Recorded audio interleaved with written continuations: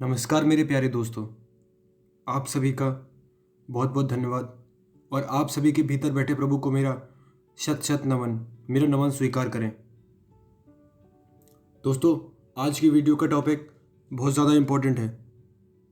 अगर आप इस वीडियो को पूरा सुन लेंगे तो मैं निश्चित तौर पर कहता हूँ आप अपने अंदर कुछ चेंज फील करेंगे और आप भी अपने हृदय से बोलेंगे कि हाँ, मैंने आज कुछ थोड़ा डिफरेंट सुना, कुछ डिफरेंट सीखा और कुछ डिफरेंट समझा और मेरा जो चेतना का स्तर है, जो मेरे समझ का स्तर है, वो थोड़ा ऊपर उठा, चीज़ों को देखने का नज़रिया बदला।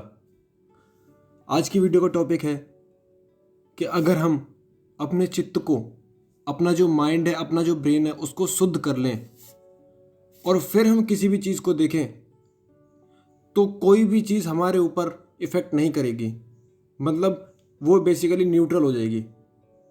आज मैं इसको पूरा डिटेल से आपको समझाऊंगा। तो सबसे पहले मैं आपको समझाना चाहता हूँ चित्त की शुद्धता। जो माइंड है आपका, उसकी शुद्धता क्या है। माइंड की शुद्धता अभी हमें आपकी नज़र में लग रहा होगा कि आदमी के अंदर अच्छे ख्याल आ रहे हैं, अच्छी चीज़ें आ रही हैं करने के लिए, वो आदमी शुद्ध है, उसका चित्त शुद्ध है। लेकिन मैं आपको बताना चाहता हूँ उसका चित्त भी शुद्ध नहीं है। आदमी के अंदर नेगेटिव विचार आए तो भी उसका चित्त अशुद्ध है।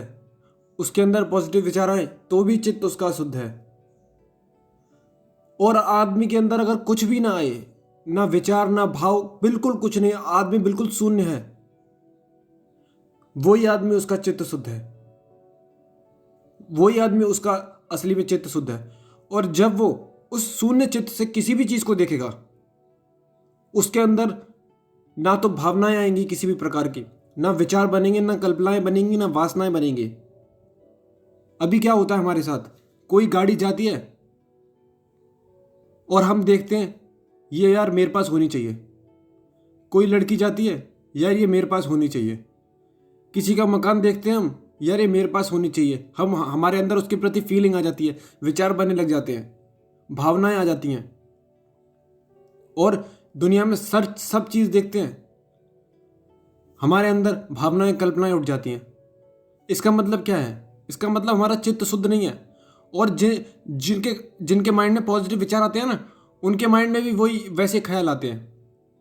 तो मैं आपको बताना चाहता हूं जिस आदमी का, जिस व्यक्ति का मन शुद्ध है, शुद्ध मतलब कुछ भी नहीं है उसके माइंड में, उसका चित्त एकदम शून्य है, केवल वही व्यक्ति अनअफेक्टेड रहेगा। केवल उसी व्यक्ति को चीजें प्रभावित नहीं कर पाएंगे, वरना आप हर बार प्रभावित होंगे, किसी भी चीज से प्रभावित हो जाएंगे।